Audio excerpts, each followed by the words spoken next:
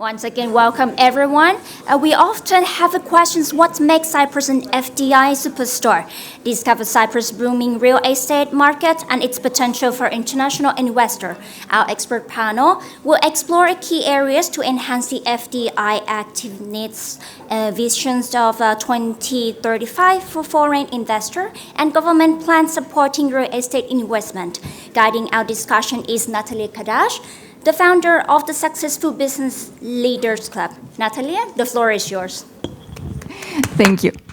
And first of all, I would like to thank all of you who came here to listen to our discussion. We know each other and we already discussed, we had a nice discussion online in Zoom, all these subjects. We are so excited to share with you this. And today we will have also questions and answers. So if you have a question, keep it with you. And at the middle of our panel, we will just address you with the request to give your questions. I will start with introducing our panelists, and ladies are always first. Yes, Anastasia Yianni, Chief Executive Officer at Cyprus Sotheby International Realty, representing one of the largest luxury real estate brand with an annual global turnover of 160 billion. Anastasia's head office is in Paphos. Recently, she opened an office in Limassol, and I heard that also Larnaca is approaching. So she is spreading all over Cyprus, and we are so glad to hear it. This is a very good, Anastasia, very good news. Marc-Antoine Zabbal, founding rector of the American University of Cyprus, a new institution inaugurated in 2021 in Larnaca. The university offers various courses in partnership with top world universities, and you have 2 campuses in Cyprus now, right? Okay, and last but not least, Nicholas Ayiomamitis, a CEO at Sunset Gardens, a flagship project at Imperio Group. And Sunset Gardens is the first gated community in Limassol with its own renewable energy sources. And it has about 320 apartments and a big range of various amenities. So after the introduction, my first question will be to Nicholas. We introduced him last, so the question will be first.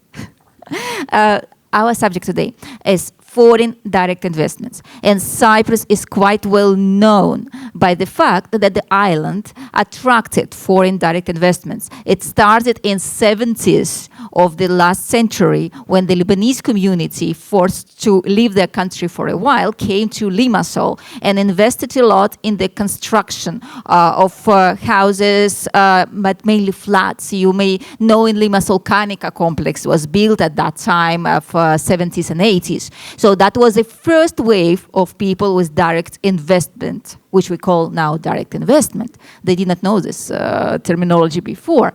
Then it was a collapse of Yugoslavia, and a lot of Serbian people came to Cyprus and invested their money. Then it was the disassembling of the Soviet Union, and a lot of Russian-speaking people came in 90s and invested money here. And then wave by wave, you may name several waves of investments, foreign direct investments. Now, we had 2 crises. One was the COVID crisis, and people could not physically fly to Cyprus to buy some new properties, and we thought that the property market will collapse. It didn't. It was a miracle. It's not the only miracle in Cyprus. You know, Cyprus constantly lives crisis through crisis. If not property crisis, it was a crisis of stock exchange in 1999. It was a crisis of banking, well-known crisis. It was an explosion in Marie. Name it. Every few years here in Cyprus, we have crises. And still, the subject of our today's conversation is that Cyprus is a superstar on direct investments. The question is why? So my question to Nicholas. While promoting Cyprus to foreign investors, we often highlight the strengths such as geographical location, tax, legal system. But let's focus today on the areas of improvement. And could you share your thoughts how Cyprus can enhance its position to become more attractive to foreign investment. After my speech, we know that it is attractive, but how to become more attractive. Now before us, we had this panel on blockchain, absolutely new world, yes? So Cyprus should be changing fast. What is the way to improve? Thank you, Natalia. Well, as you said, companies engaging in foreign direct investment, they're doing so in pursuit of their own strategic objectives and either avoiding a crisis, like you mentioned before, or as a way of entering a new market or gaining access to resources that they need for their operations. There are certain factors that would affect their decision in selecting a particular country, and these factors can affect their decision either positively or negatively. On the positive side, you very well said, we have the tax system and the membership of the European Union and the Eurozone. On the negative side, I would put our bureaucracy, the slow speed at which we are issuing licenses or immigration permits, and also the poor air connectivity that we have with a lot of capitals in Europe and the MENA region. There are, however, certain factors whose impact on foreign direct investment is, to me, rather ambiguous. For example, the small size of our economy would render it indifferent for a big multinational to invest in Cyprus because there's not much to do here. There's not a big market, not big audience for them. At the same time, however, this could be the perfect environment for a startup to thrive or to test a pilot project or a proof of concept. You mentioned the legal system, and we often, and I come from the accounting profession myself, and we brag about the legal system and being a common law jurisdiction, but the slow pace at which justice is being rewarded does not facilitate business, it's actually impeding business, and it also contributes towards the general feeling of injustice in society, and this is something we need to focus on and change. I will mention also education. We say that we have a highly skilled and multilingual workforce, and we do, and this is true, and this has served us very well in the last few decades. But in today's world, can we truly say that our workforce is fit for purpose in this new era of technology and innovation? I will leave this to my friend Marc to elaborate on, who is more qualified on this. Thank you. Okay, so to summarize, the challenges that you see, it's bureaucracy. So we need to speed up the processes. It's also the legal system and the court system included. We need somehow to find a way to move faster when it comes to disputes between companies, for example, or investors in our case. And also the education, the fact that international companies who can directly invest, or investors, private investors, when they come here, they cannot find qualified staff and they need to bring them from abroad, which creates extra expenses for the investor himself, but also extra difficulties for Cyprus. Now we have this crisis in Limassol. Yes, you cannot rent property here with an appropriate amount. Correct. So if to summarize this, and it's good to know that in July, just next week is already July, we will have in Cyprus 2 new courts, arbitration court and admiralty court. The first one will speed up the process of the court cases which are more than 2 million euro. They will be considered faster, fast line. And the second one is not only about shipping, it's also about aviation. So the next ambition of Cyprus when we speak about foreign direct investment, it's how we have this shipping hub. And shipping is 7% of the GDP. Now we want to become an aviation hub. And we want the airplane to be registered here as the ships now, and also to have some share of GDP. But the biggest share now, we hope the biggest share will be education, because, and my next question will be to Marc, because you know what happens? Cypriots, they sent, for many decades, they sent their children to study in UK.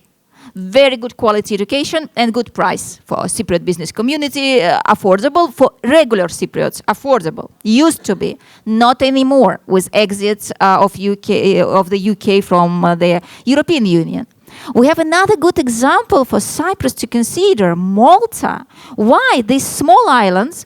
For the first time in my life, I was in Malta this New Year. I actually met the New Year, spent the New Year Eve in Malta. For the first time, I saw that it's almost the size of Limassol. I mean, 2 Limassols, one island.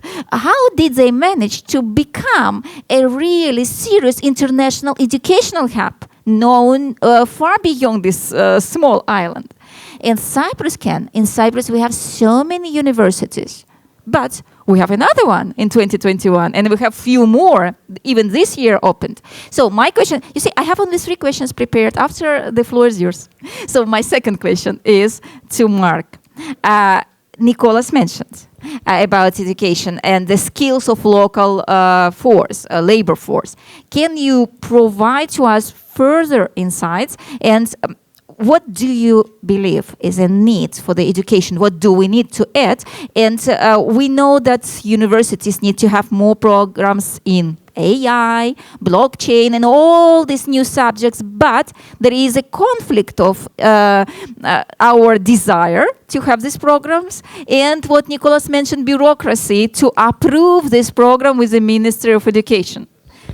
So I'm finishing. During our pre-panel conversation, you mentioned Malta, and this is the one, as a good example. What lessons can be learned from their experience and what and how Cyprus can develop its own expertise? Okay. Thank you for having us. And thank you for my fellow panelists also. I'm an academician, so you have 2 types of academicians, the boring type and the life type. I'm more lively.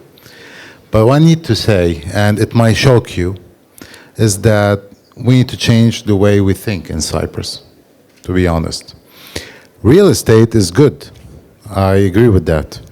But it cannot be the only thing that thrives economy.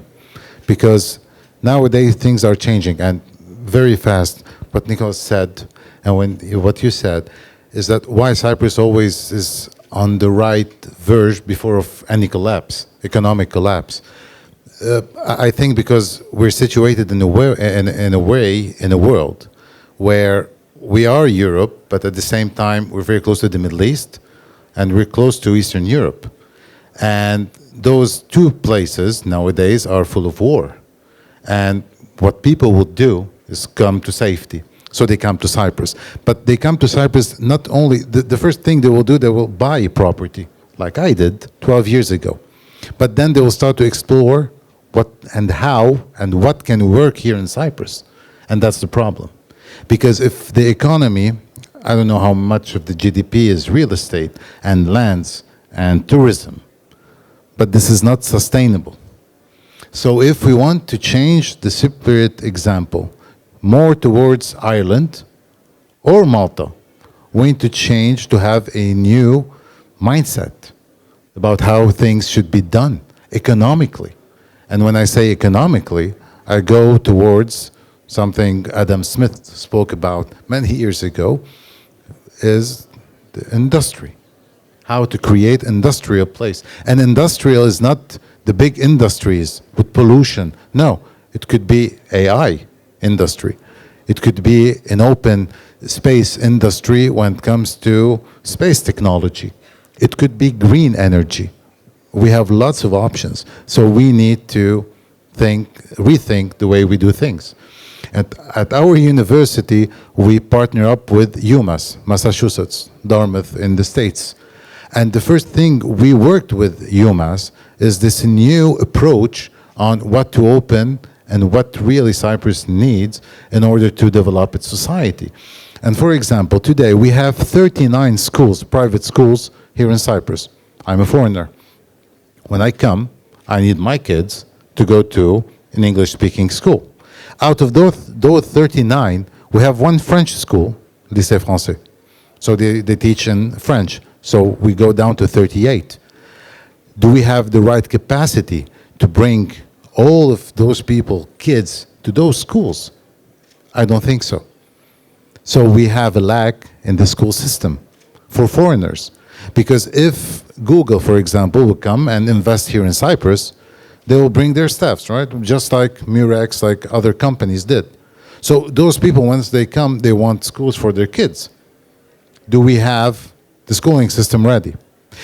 When Microsoft will come and invest, for example, and we need the professionals, right?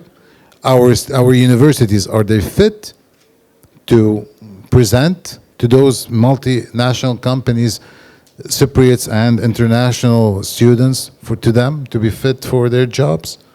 This is a big question. So this is why at AUCY we work on those things. What society, how can we help society develop? And yes, I agree with Nicholas and I agree with you that we need a change when it comes to laws, to administration. International students, sometimes the visas, they take so many long. I mean, it takes, I don't know, for 2 months sometimes, 1 month and a half, 3 months for an international student to come. So yes, we need this. And there's one question you asked me about the ministry. Right. No, actually, the higher education system in Cyprus is really good when it comes to administration. We have something called DIPAIE. And DIPAIE is a quality management that deals within all Europe. And it's DIPAIE that will recommend this program and it will recommend this university to the Ministry of Higher Education and later on to the cabinet. And this is really good because nowadays we can feel that we are aligned with the same universities in Europe, having very similar programs to European universities, old ones. And yes, Brexit was very beneficial for us, for all Cyprus. Students, Cypriots, along with Corona, so people are avoiding to send their kids outside. But yeah, people are actually relying more on Cypriot universities. And I hope for all our friends, we don't have competition in academia, our friends in other universities to step ahead and to develop and to be ready for the new Cyprus along with a governmental plan, 2035, name it whatever you want, we need to be ready. Thank you very much. Thank you. Thank you, Mark. Thank you. Education is very important. And if we speak about rising stars of Cyprus economy, that will be one of. My last well-prepared question is for Anastasia. She is an expat who lives in Cyprus more than 20 years. In this we share. I will celebrate in September 24, so it's approximately like this. And because we live so a long time, 20 plus years, we witnessed how Cyprus was changing during these years. Priority were changing, people were changing. And tell us, please, this overview of what works well here. And I want you to share your thoughts on how the lives of investors through these years and today can be improved. You saw many different waves of investors to Cyprus. You witnessed today a new wave. Today we have a new wave of investors. They live here, these tech people. They came to Cyprus and then they understood that they stay here for a while. So they are trying to organize their life around. And it's what Mark mentioned, that they will build their own school because there is no school. They will build their own exhibition center because Limassol doesn't have big conference center. They will do many things. But Anastasia, my question to you, how to improve the life of investors here? Foreign investors, we speak about foreign direct investments today. Yes. Thank you very much. And I think that you and me, we are the perfect living example of how someone can move to Cyprus and make their life here. You know, I've been living here for over 20 years. I've been working in real estate over 20 years. My kids were born here. My parents live here. And I'm very passionate about Cyprus in general, and I love Cyprus. You know, I think that being in the real estate sector, we have always, all of us, most people in the room, we have all been ambassadors of Cyprus, going out, talking about Cyprus, talking about why someone could invest, why someone should bring their investment in Cyprus. So I really know these history, and actually just like a week ago at the meeting, I made a joke. But if you think about it, it's not really a joke. I was saying that, you know what, in 500 years, when they would be digging Cyprus, they would be saying, okay, oh, this is a Serbian period. Okay, this is Russian period. Because of the build, of quality, this is the citizenship period. This is the Chinese period. And you know, in all honesty, we're joking about it, but I think that we are now coming to a very, very important point in our lives and in the development of Cyprus. Because I think Cyprus as a country is really creative in finding ways how to bring people in Cyprus. You know, our tax system is wonderful. The headquartering system is really good. What they are doing now to bring more IT companies, again, is amazing. But I think that the biggest challenge now is to make people stay. We do not want to have waves. We do not want to have people coming and then leaving. We do not want just to have empty buildings. We want to have these discussions like now when we are actually lacking schools. But I can understand very well why lots of private investors, they are hesitant. Should they invest or should they keep it aside? Because they are not sure whether people will stay. And I think the biggest challenge and the biggest, not even a challenge, the biggest opportunity is to make everything possible for people to stay. Okay? And I was very impressed during your wonderful Best Invest Congress when actually they mentioned that every person who moves to Cyprus creates 3 working positions. Just imagine one person coming to Cyprus and 3 jobs are created. This is a huge potential for growth. So, in my opinion, what should we do? You know, so already we can see that we know how to encourage people to come. We know what incentives to offer, and this is brilliant. And of course, we shouldn't stop because there are many other countries who follow up, who do the same. If you ask now, what is a good tax legislation? There will be many. You know, it's not just Cyprus.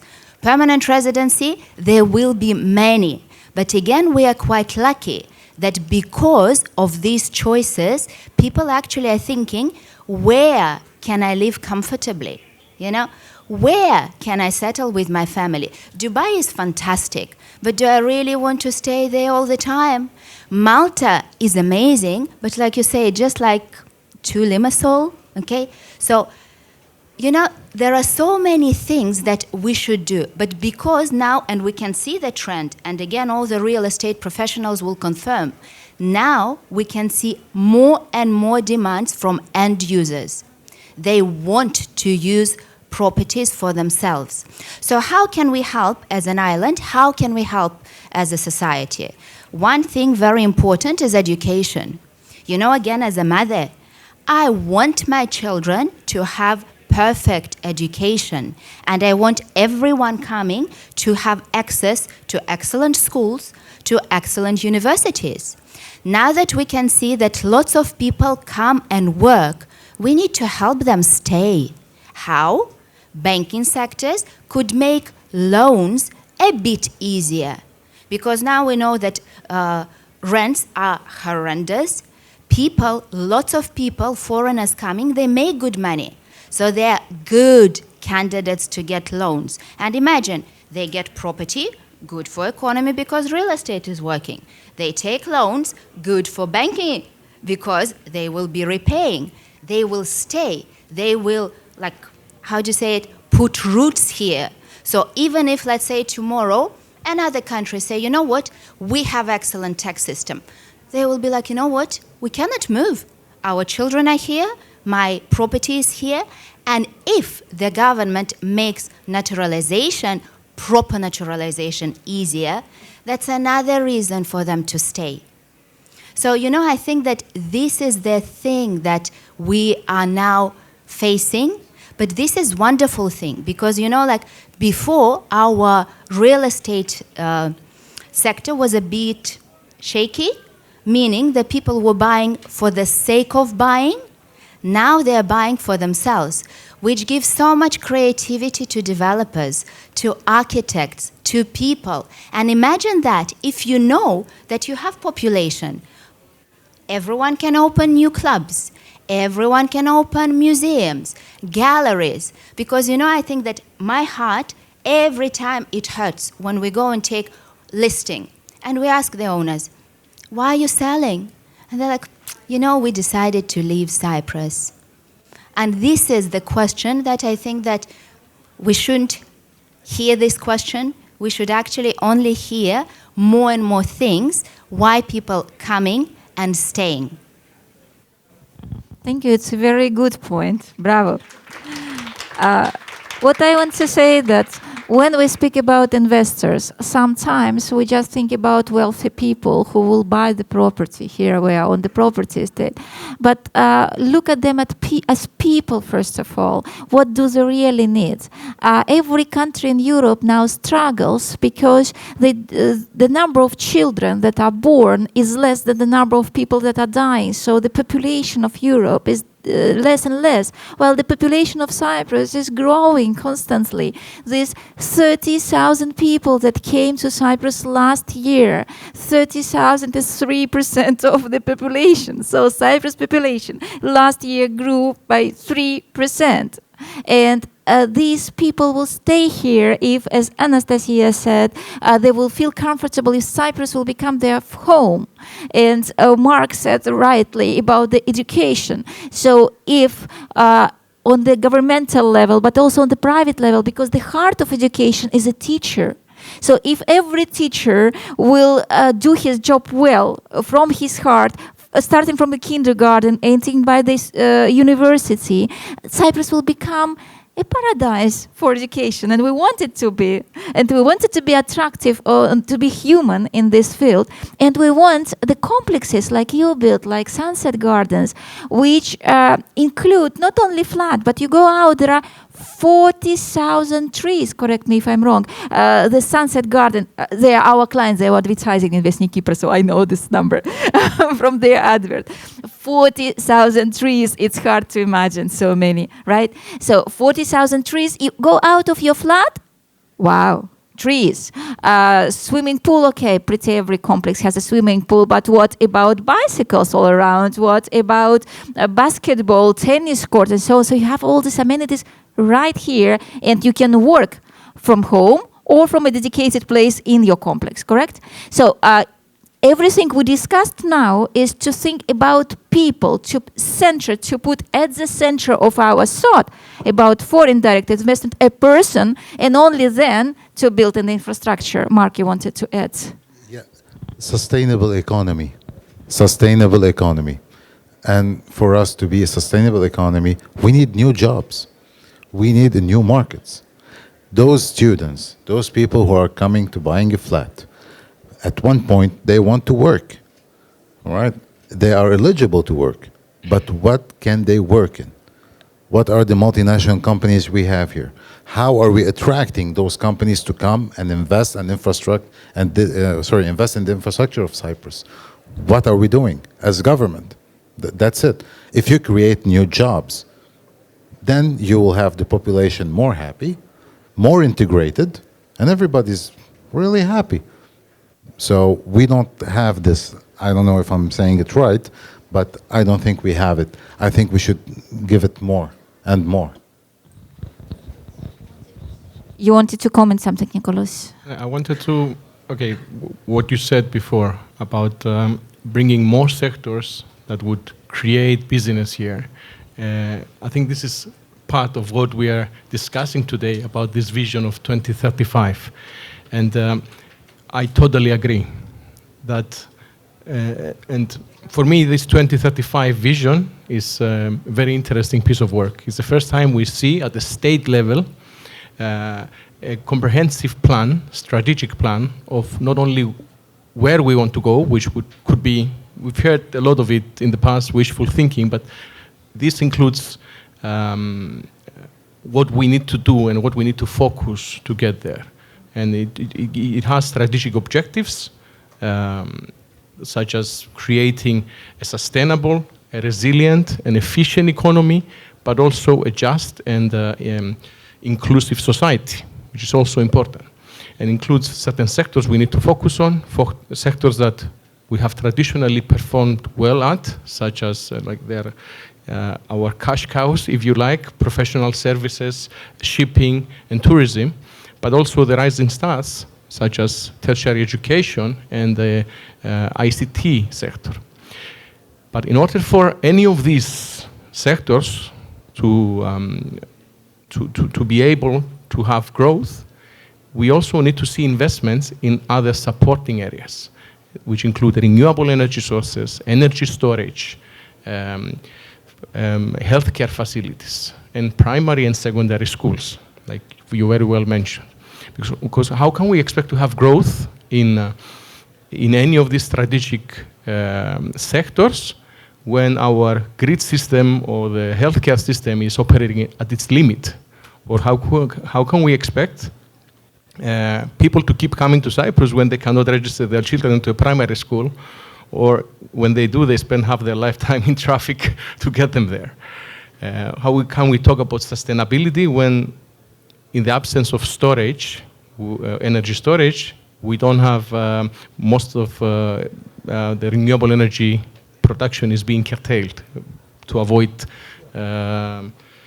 failure of the grid and blackouts? But when we all do all this, then we will see the impact on real estate also, because real estate fits in all of this. If you have growth in international business, then you will see demand for offices, for residential properties. If you have demand for increased growth in tourism, you will see demand for hotels, and if you see demand for tertiary education, you will see demand for student accommodation. So the investments in real estate will be a complementary, if you want, a byproduct of our pursuit for growth in all of these other sectors. I fully agree with Nicholas. Yes, Anastasia. I would like to add that here, 100% agree with both of you. And also I think that we as a country do not exploit, in a way. It's a bad word. So we do not use or maximize the potential from foreign direct investment. You know, there are so many people, foreigners already living in Cyprus, who would love to invest in the projects that you're mentioning.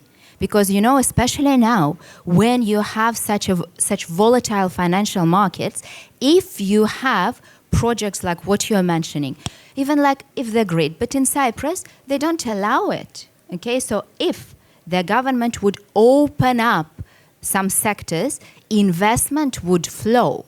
Of course, here we will face another elephant in the room, which is our banks. Okay, we know very well that there is, again, plenty of money, clean money. I'm not even talking about difficult cases. Lots of companies who would love to open, who would love to bring their ideas, but they cannot because the banks are super restrictive, but restrictive in a bad way, meaning that they do not even explain or give the clear framework how to do. Because again, Cyprus, all of us mentioned earlier, it's such a small country, which with clever steps, it's so easy to turn around quite fast. And there is money, there is potential, but it's not even the word, it's not allowed. We do not see it. And one more thing that I really want to mention before that, and we discussed it many times, I think Cyprus definitely has to keep working on its image, because in many cases, the image of Cyprus as a country is not very reliable. So institutions, private individuals, they're a bit worried to invest serious money because like our history sort of has not always been reliable. So I would go there as well. So it's opening up sectors of economy for more money, making more steps to make it sustainable. And you know, like you mentioned, balance. I think that we all of us loved it in this new vision, because actually the vision, if it comes true, they want to make it balanced. Because what is it always like? Oh my God, the tourists are not coming, we are collapsing. Oh my God, the real estate is not working, we're collapsing as an economy. Let's have more pillars. Yes, everything is about harmony. Yes, so our budget. You cannot believe the time flies so fast when you're talking. We have 5 minutes left. It means 3 questions or comments. Do you have any? Who will be the bravest one? It's usually very difficult to raise the first hand and then it flows. Yeah? Okay, I have a question. Actually, I have a lot and 5 minutes is not enough. I usually prepare the content of my events myself. And while preparing for the Best Invest Congress, I was reading a lot and talking to a lot of people. And I found out that in Limassol, between the marina, old port of Limassol, and the new port of Limassol, as you all know, will be a new quarter. A new, nice Limassol city with high buildings, with hotels, but business hotels, with convention center, with houses. But when I spoke to those people who bought the land there around, they said, 100,000 people will live there. I said, how will you manage on this small piece of land, 100,000 people, it should be a high building, whatever. They said, not only live, they will work, and they will have schools, and they will have kindergartens, and they will have restaurants. I said, how? But if it happens, Limassol will have another life, that the center of Limassol may move a little bit to this place, and Zakaki area where you, Nicolas, built your thing will be almost in the center. In Larnaca, another thing, your university is situated in the place which was industrial area before. And now it looks empty, and people did not even ask 10 years ago, 15 years ago, they didn't even consider to live there. But because the university is there, and because this area has 2 kilometers seafront, which is not built, actually maybe 4, if you consider forests and rivers, that's another new center of Larnaca. I don't know much about Paphos. I heard only good words that Paphos now is very clean, and there is a aesthetics there, so there is a design code for the city and so on. But don't you think that Limassol, Larnaca, and Paphos have a new way for arrangement the life of people, for the center of the town, for giving more opportunities, more comfortable life to its citizens? Let's start with Limassol, center of the universe. Well, yes, things are changing. We see a lot of changes. We see projects, and thank you for mentioning our project. And we do, in designing this project and also other projects that we have in the pipeline, we have, like you very well mentioned, in the center of our plan, the end customer. The person who is going to actually use the facilities, not only stay there, but they can actually comfortably live there. The cities are changing. The city of Limassol, we have been, I would say, lucky that we had a very good mayor a few years back, that he dedicated his life in changing Limassol to the better. So we see what we have done in the promenade and also in the center of Limassol, the historic center of Limassol. And I think this has played a major role in establishing Limassol as a place to go, a place to be in for foreign companies that want to establish their operations in Cyprus. And of course, there are a lot of things that also need to be done, and they are in the process, like you mentioned, the area between the old and the new port. This is currently being developed, and other areas in the city. But yes, this is very, very important for the life of the people. This will change Limassol. If we say that for one foreigner, 3 working places created, for one investor, for someone who comes from abroad, it means with 100,000 people in that area, we'll have 300,000 jobs in Limassol. So Limassol has bright future, we understood. Superstar. Now, Larnaca. You mentioned the mayor that changed. So it starts on somewhere governmental, official. Same thing happens in Larnaca. Mr. Viras had a vision. He was a speaker actually yesterday, and he implemented this vision on taking outside the industrial to a remoted area where they should be, and use this seafront. And he started with education, and he was pushing a lot for the university, and he was part of the people that made this project come true. And now near the university, you'll have dorms, you'll have the new marina, you'll have restaurants, and we are working a lot with the municipality of Larnaca and as well with Famagusta to create a center for youth, and a center where all the bright ideas, whatever ideas, are created there. And you can call it a small enterprise, you can call it whatever, but we're working a lot also with American projects to bring funds to those students to create their own companies. European funds, they take a little bit of time. Americans are fast. So whenever they like a project, they will go in and they will invest in it. And those SMEs can be a very important alternative for sustainable educational and sustainable economic system in Cyprus. So yes, we love Larnaca. Sorry. Yes, Sorry. It's written here just 1 second ago. Time is up. That's why you have 1 extra minute, Anastasia, not only about Paphos, about everything. Yeah. Of course, actually, I was not going to talk only about Paphos. I was going to talk about the whole island, even though in Paphos, the change is driven by the mayor as well.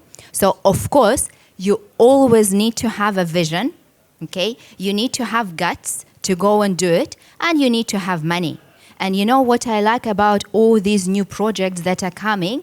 Actually, they have all of them. In most cases, there is a visionary behind, either the CEO of the company or whatever. They are quite technocratic, so they do the research. They don't go on hunt. They do all the proper study. They do everything. They study the best cases from abroad, and they have money. They have money to implement it. So, of course, they're using sustainability. They know about all the problems. So that's why I think that we are on an amazing path as a country. If we have a little help from the visionaries, from the government especially from the government, then I think that we are on the right track, and our next exhibitions next year will be even busier than this time. Listen, you found in one stage 4 positive people. They are optimists in everything. So I hope that we made your day, and with this we deserve a round of applause. Thank you. The session is over.